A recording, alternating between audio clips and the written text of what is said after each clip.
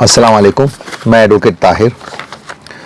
आप लोगों के बीच में थोड़ा लेट आने की वजह ये क्या है कि मैं जब ये जजमेंट आया मुजराब हिजाब केस का 15 मार्च को, उसके बाद मैं थोड़े शॉक में था और मैं बहुत सारी दूसरी चीज़ों में बिजी था और सुप्रीम कोर्ट के केस की तैयारी भी कर रहा था।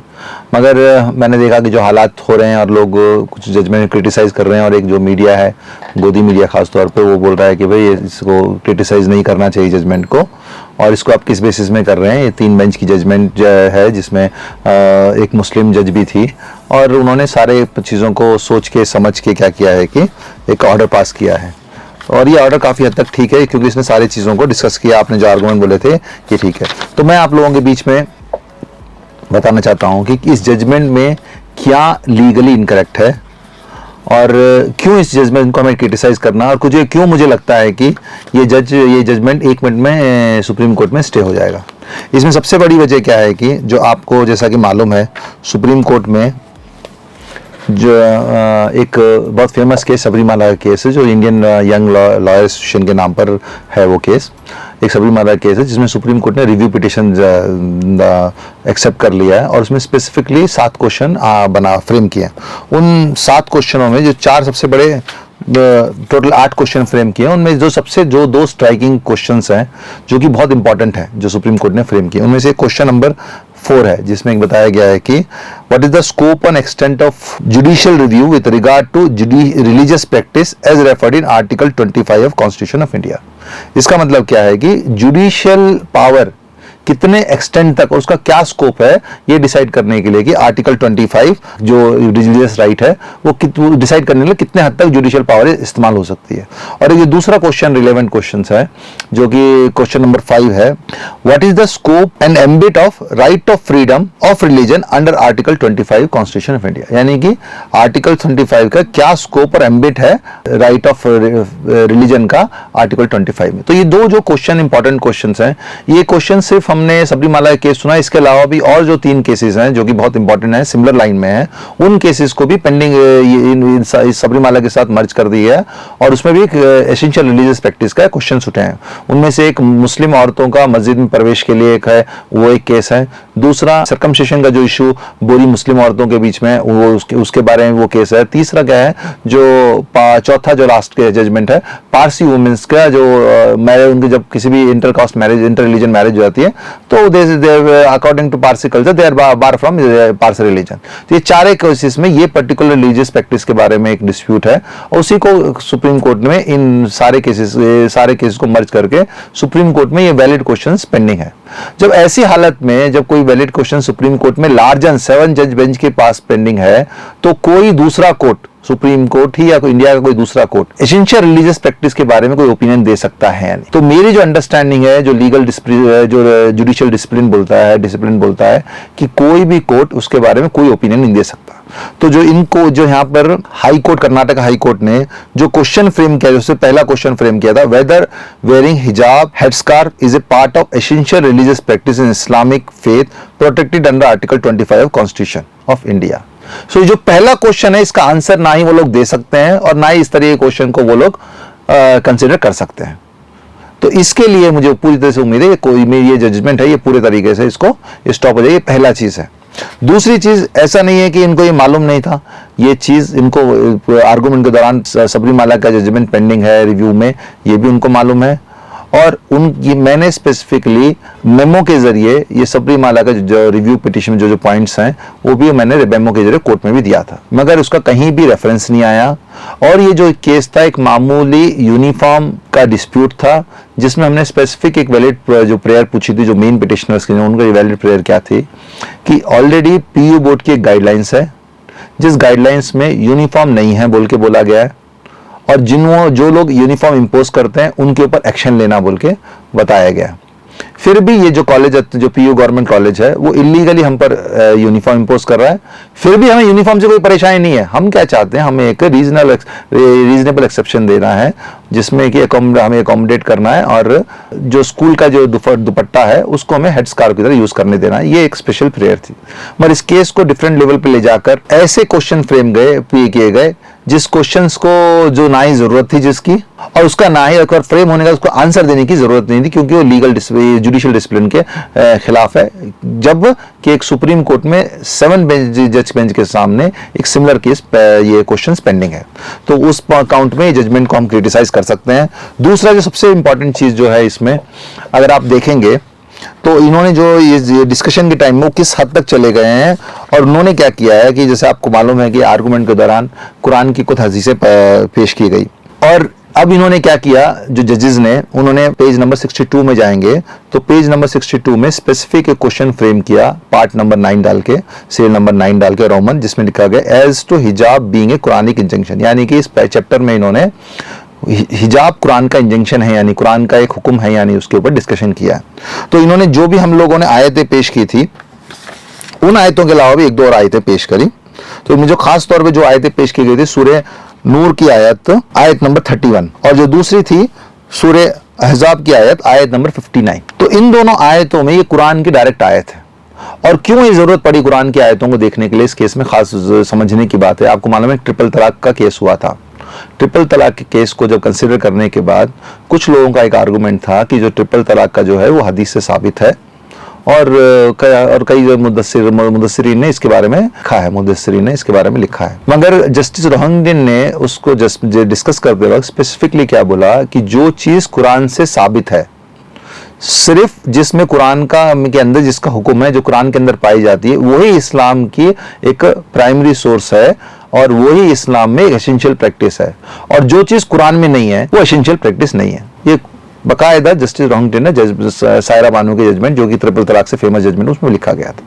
अब चूंकि कोर्ट को जिम्मेदारी थी कि इसको उन्होंने बाईपास करना, क्योंकि एक सेटल प्रिंसिपल है कि सुप्रीम कोर्ट कोई भी जजमेंट को करना तो प्रेसिडेंट को आपने करना, तो उससे एक बेटर आर्गुमेंट आप अपने जजमेंट में पेश करना। तो कोर्ट के सामने क्वेश्चन क्या था कि अगर ये चीज हिजाब या हेडस्कार्फ पहनना कुरान से साबित हो, तभी ये क्या है, इस्लाम की एसेंशियल रिलीजियस प्रैक्टिस है, नहीं है तो नहीं है बोल के।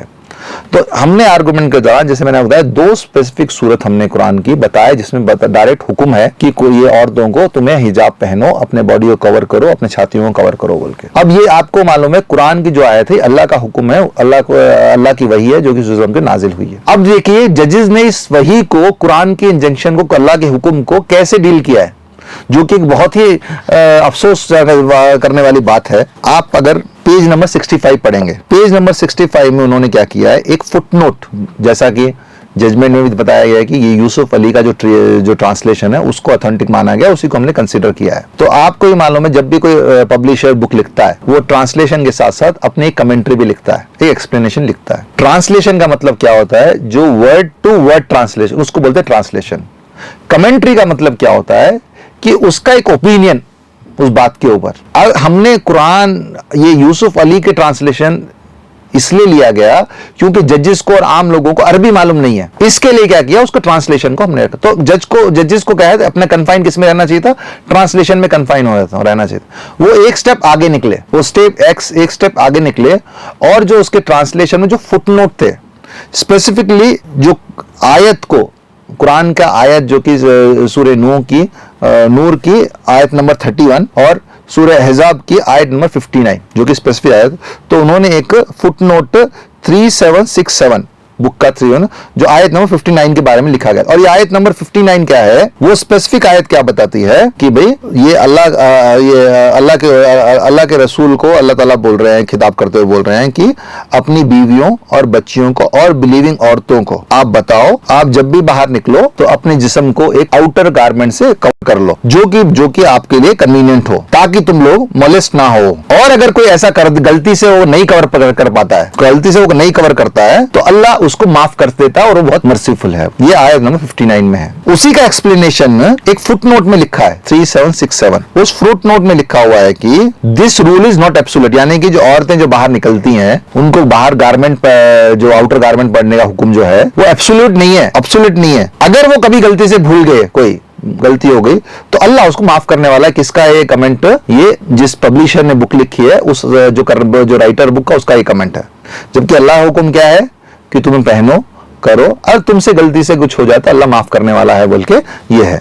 और वहीं पर अगर हम लोग आयत नंबर 31 जो कि स्पेसिफिक पॉइंट के ऊपर है, उसमें बकायदा लिखा गया है कि say to believing women that they should lower their gaze and guard their modesty and they should not display their beauty and ornaments except with their most ordinary appearance thereof, and they should draw their veil over their bosom and not display their beauty except to their husband, their father। फिर उनके बाद जो दूसरे जो लोग उनके महरम है उनके बारे में डिक्लेयर। तो ये आयत जो है मेरे हिसाब से डायरेक्ट अल्लाह का हुक्म है, जहां पे अल्लाह ताला डायरेक्ट औरतों को हुक्म दे रहा है, मुसलमान औरतों को, जिसमें सारी बिलीविंग वुमेन है कि तुम्हें अपने जिस्म को ढकना है और कैसे ढकना है, किस हालात में ढकना है और किन से ढकना है बोल के पूरा डायरेक्ट। इसके बारे में कोई उन्होंने का वो नहीं है, मगर उन्होंने जो एक फुट नोट सूरह अहज़ाब की 59 आयत है, उस फुट नोट को लेके इस अल्लाह के हुक्म को उन्होंने एक गोया के ऐसे पेश किया कि ये अल्लाह का हुक्म नहीं है ये, और ये औरतों का मैंडेटरी नहीं है।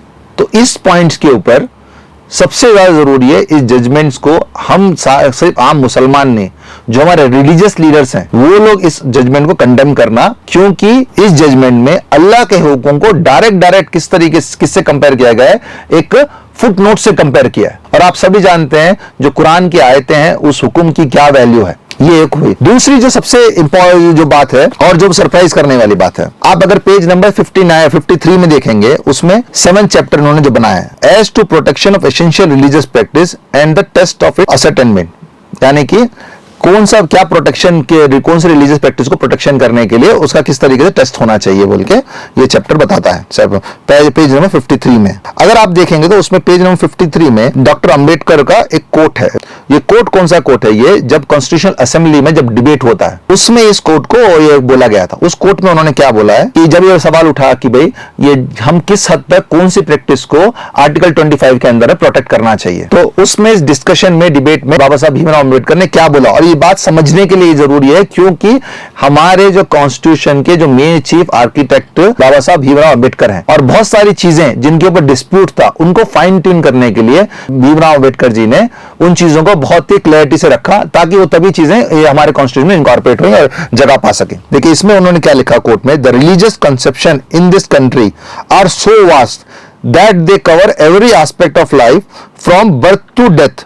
There is nothing extraordinary in saying that we ought to strive hereafter to limit the definition of religion in such a manner that we shall not extend it beyond beliefs and such rituals as may be connected with ceremonial which are essential religious। यानी कि उन्होंने क्या बोलने का है कि हम किसी भी रिलीजियस बिलीफ को हम लोग रिस्ट्रिक्ट नहीं कर सकते, क्योंकि हिंदुस्तान में, हमारे कंट्री में जो रिलीजन का एस्पेक्ट है, हमारी जिंदगी के हर एक एस्पेक्ट को रिलीजन कवर करता है, और वो पैदा होने से लेकर मौत तक हमें उसको कवर करता है। और हम इसको नहीं बोल सकते कि भाई इस चीज को रिलीजन एसेंशियल है या इस चीज को एसेंशियल नहीं है। ये कॉन्स्टिट्यूशनल डिबेट असेंबली में, कॉन्स्टिट्यूशन असेंबली के डिबेट में बोला गया था।